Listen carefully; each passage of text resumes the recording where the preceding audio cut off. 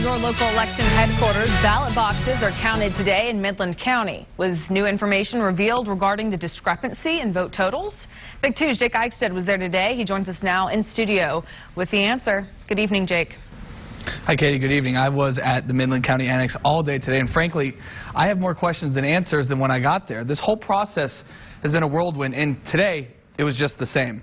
Even though there have been other elections that have problems, and really every election that has problems is unique, that this one is, in itself, is also quite unique.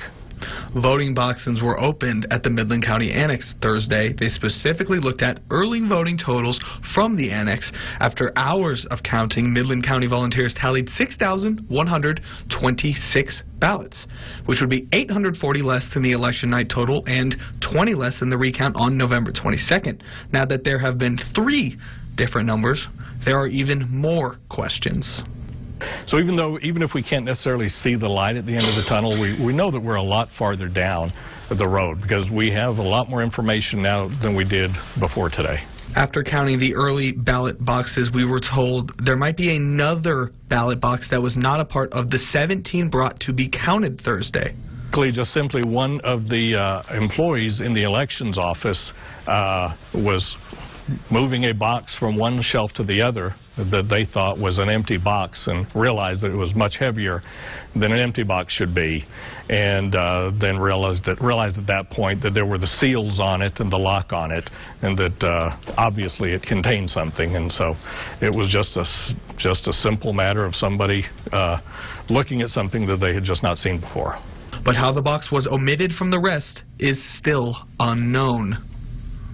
I mean, it's hard to explain how there could have been a box that we didn't know about, and so it's really can't come out and give an answer on that. But we're not going to stop. We're going to keep working and figure it out.